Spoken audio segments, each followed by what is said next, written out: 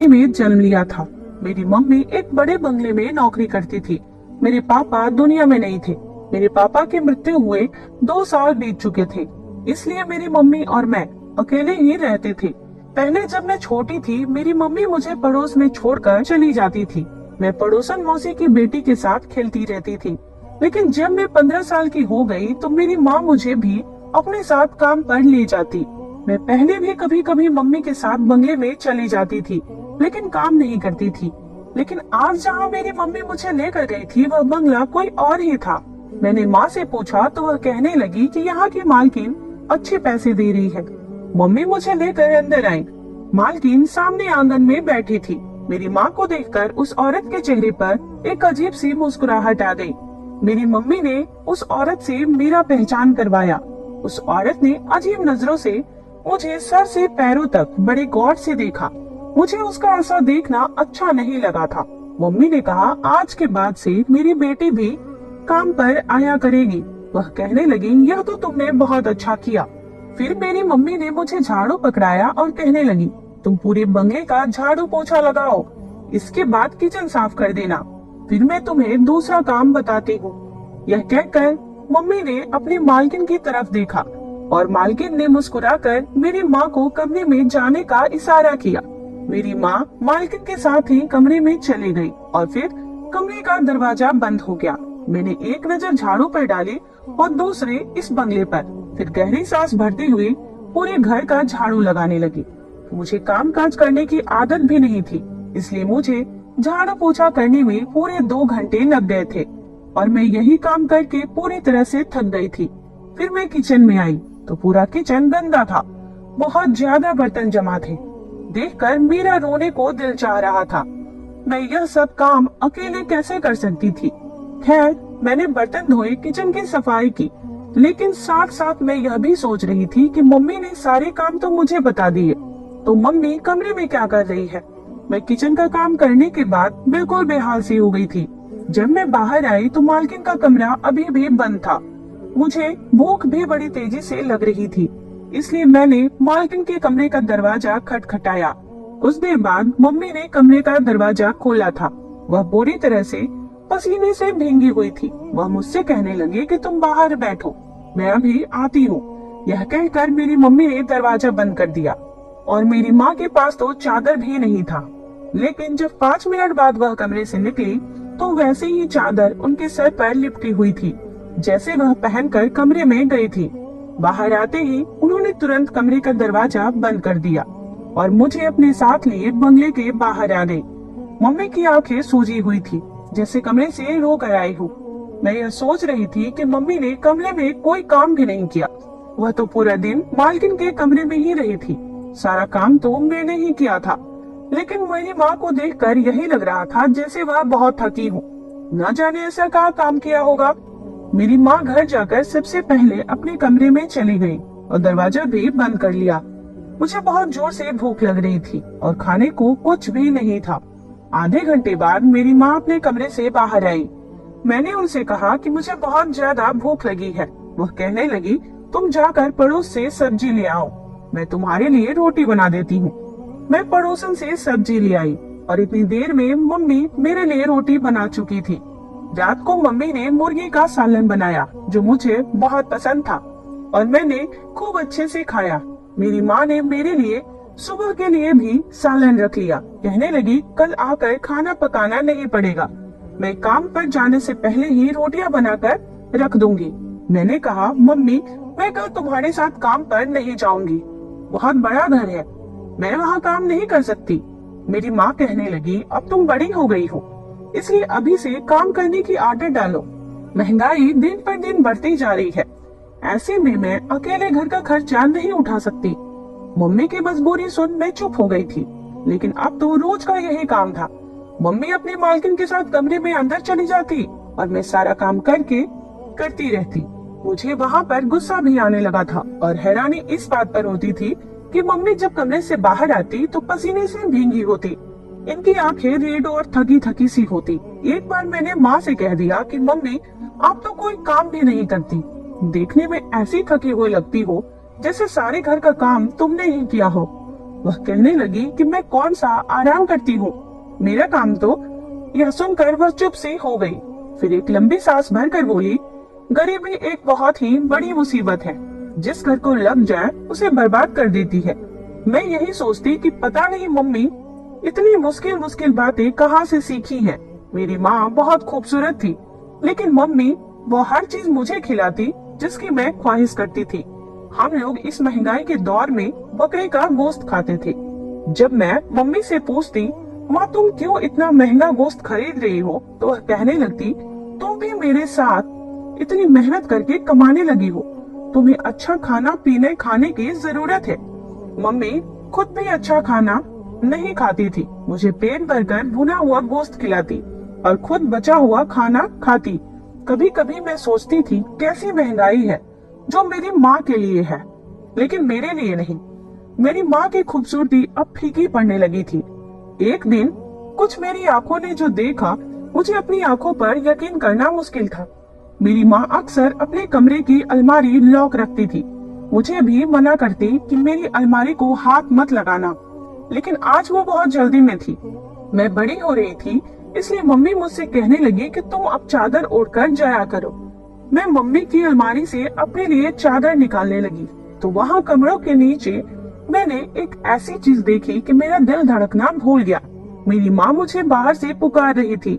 मैंने चादर ली और कमरे से बाहर आ गई।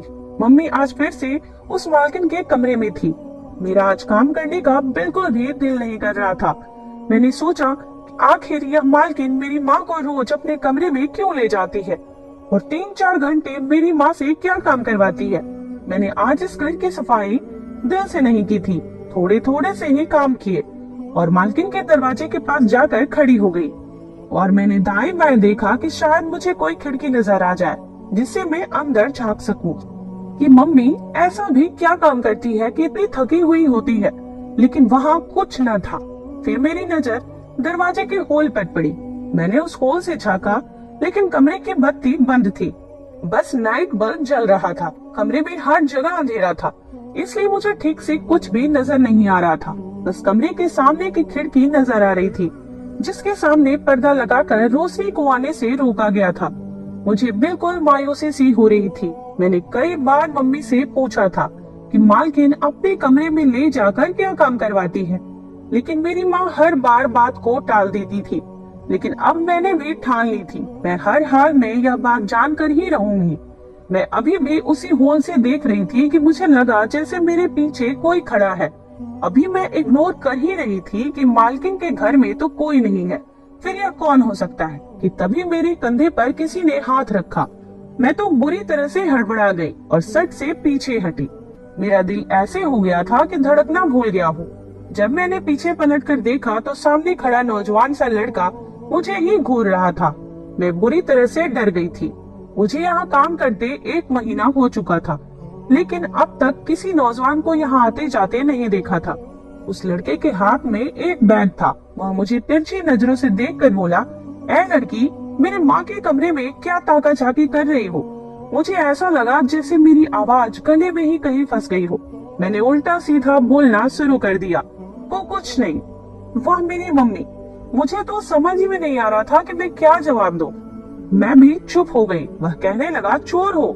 मैं जल्दी से बोली, बिल्कुल नहीं। मेरे जवाब से उसने मुझे नजरवर सर से पैर तक देखा, फिर बोला, कौन हो तुम? मैंने कहा, मैं अपनी मम्मी की बेटी हूँ। मेरा दिमाग काम नहीं कर रहा था। मुझे नहीं पता था कि मैं क्या जवाब दे रही हूँ। वह मेरे जवाब पर मुस्कुराने लगा, कहने लगा कि तुम यह बताओ कि इसके अलावा क्या हो? मैंने कहा, मैं इस घर की नौकरानी की बेटी हूँ, यहाँ काम करती हूँ। न जाने मैं क्यों बदहवास थी। मेरी बात सुनकर उसने अपना बैग एक तरफ रखा और सामने बने सोफे पर जाकर बैठ गया और अपने पाँव सामने रखे शीशे के टेबल पर रख दिए और फिर मुझे इशारे से अपने पास बुलाने लगा। कहने लगा, ए लड़की, आओ मेरे जूते उतारो। यह सुनकर मुझे हैरानी हुई थी। मैं एक नौकरानी की बेटी तो थी, लेकिन ऐसा काम कभी भी नहीं कर सकती थी। मैंने साफ साफ इनकार कर दिया, मैं ऐसा काम नहीं करती। मेरी बात सुनकर वह बोला, अच्छा, माँ के कमरे में ताका झाकी करती हो और काम नहीं करती? बात सुनो मेरी, अगर मैंने तुम्हारी इस हरकत को माँ को बता दी तो वह तुम्हें अभी के अभी नौकरी से निकाल देगी। यह सुनकर तो मेरे होश उड़ने लगे थे। मैंने कहा, आप ऐसा कुछ मत कहना, मेरी मम्मी मुझे बहुत मारेगी। मेरी बात सुनकर वह मुझसे कुछ नहीं बोला, बस अपने पैरों में पहने जूते की तरफ इशारा करने लगा। मैं बेबसी से इसके पास पहुंची। वो एक 17-18 साल का लड़का था। शक्ल भी उस मालकिन से ही मिलती थी, लेकिन था बहुत घमंडी किस्म का। मैं उसके पास रखे शीशे के टेबल के पास बैठ गई और उसके जूते उतारने लगी। मैंने जब उसके जूते उतार कर एक तरफ रख दी तो वह मुझसे पानी का गिलास मांगने लगा। मैं किचन में आ गई। पहले अच्छे से अपने हाथ को धोए, फिर उस लड़के को पानी दिया। इतने में कमरे का दरवाजा खुल चुका था। वह मालकिन के बेटे को देखकर बेहद खुश थी। वो हॉस्टल में रहता था, यहाँ कुछ दिन छुट्टी बिताने आया था। मेरी माँ अभी भी थकी थकी पसीने से भींगी हुई थी। वो लड़का शायद मेरी माँ को जानता था। इन्हें देखकर नमस्ते करने लगा। मेरी माँ ने भी इसे नमस्ते का जवाब दिया और फिर मम्मी ने वापसी की इजाजत मांगी और मुझे अपने साथ लिए वह उस बंगले से बाहर निकल गई। अगले दिन जब मैं मम्मी के साथ काम पर गई तो वह लड़का नाश्ता कर रहा था। मेरी माँ फिर से मालकिन के कमरे में जा चुकी थी। मैं बंगले की सफाई करने लगी। वह लड़का एकदम मुझे ही देखे जा रहा था। मैंने भी खूबसूरती अपनी माँ जैसी ही पाई थी। मेरी उम्र 15 साल थी। मैं जब उस लड़के के कमरे में सफाई के लिए गई तो वह मेरे पीछे कमरे में आ गया। मुझे हैरत उस वक्त हुई जब उसने कमरे का दरवाजा बंद कर दिया था। मेरा दिल डर के मारे कांप कर रह गया था। वो मुझे बड़ी अजीब नजरों से देख रहा था। मेरे पास आ गया। मैं फौरन पीछे हटी और कमरे के दरवाजे की तरफ बढ़ने लगी, लेकिन इससे पहले वो उस दरवाजे के पास पहुंच गया था। मेरी जान ही निकल गई थी जब उसने कमरे के दरवाजे की कुंडी लगा दी और अपने कदम मेरी तरफ बढ़ाने लगा। कहने लगा, कल तुम उस कमरे में झांक कर क्या देखने की कोशिश कर रही थी? एक एक कदम मेरी तरफ बढ़ाते हुए पूछ रहा था। मैंने कहा, मुझे बाहर जाना है। आपने दरवाजा क्यों बंद किया? वो मेरी बात को नजरअंदाज किए मुझे बड़े गौर से देख रहा था। उसकी तेज नजरों से मेरे पूरे शरीर में सनसनी दौड़ गई थी। तुम्हें बहुत शौक है दूसरों के कमरे में झांक कर यह देखने का कि वहाँ क्या हो रहा है। और वह हंसने लगा। कहने लगा, मैं तुम्हें बताऊं कि बंद कमरे के पीछे क्या होता है। इसकी बात से मेरे शरीर में गुस्से की लहर दौड़ आई थी। इससे पहले कि वह मेरे पास आता मैंने मम्मी मम्मी चिल्लाना शुरू कर दिया, लेकिन उसने मेरे मुंह पे हाथ रख दिया और कहने लगा, अगर शोर मचाया तो तुम्हारा गला दबा दूंगा। यह कहकर उसने मेरे मुंह से हाथ हटाया और कमरे का दरवाजा भी खोल दिया। मैं कमरे से बाहर निकल आई। उस लड़के ने अपने कमरे का दरवाजा तेजी से बंद कर लिया। मैं इस तरह परेशान थी कि रोने लगी थी। मैं सोच चुकी थी अब यहाँ काम करने नहीं आऊंगी। मैंने बाकी का काम रोते हुए किया था। मम्मी जैसे ही मालकिन के कमरे से बाहर निकली मुझे रोता देखकर परेशान हो गई। मुझसे रोने की वजह पूछने लगी। मैं उस वक्त मालकिन के सामने कुछ नहीं बोली। मैंने कहा, मेरे सर में बहुत दर्द हो रहा है। वो पूरे रास्ते रोती रही। मेरी मम्मी मुझे घर के बजाय डॉक्टर के क्लिनिक ले जाने लगी, लेकिन मैंने मना कर दिया। घर जाकर मैं मम्मी से लगकर फूट फूट कर रोने लगी और उस लड़के के बातें भी बता दी। मेरी माँ बहुत ज्यादा परेशान हो गई थी। मैंने कहा, मम्मी मुझे उस बंगले में काम करने नहीं जाना है। मेरी माँ ने मुझे चुप करवाया और कहा, कल से वह अकेले ही जाया करेगी। अगले दिन मैं घर पर ही रही थी, लेकिन उस दिन जब मम्मी घर पर आई थी उनका चेहरा रेड हो गया था। वह बहुत ज्यादा थकी थकी थी। आते ही पीछे चारपाई पर लेट गई। जब मैंने मम्मी को छू कर देखा तो वह बुखार से तड़प रही थी। मैंने जल्दी से मम्मी को पानी पिलाया, खाना खिलाया और घर पर रखी बुखार की दवा भी दी। रात भर मैं मम्मी का सर दबाती रही। उसे अभी भी तेज बुखार था। वह नींद में भी हाय हाय कर रही थी। मेरे पास रिश्ते के नाम पर सिर्फ एक मम्मी ही तो थी। अगर उसे भी कुछ हो जाता तो मैं कैसे जी सकती थी। सुबह तक मम्मी का बुखार तो काफी हद तक कम हो गया था, लेकिन थकावट बहुत ज्यादा थी। इसके बावजूद वह मालकिन के घर जाने को तैयार थी।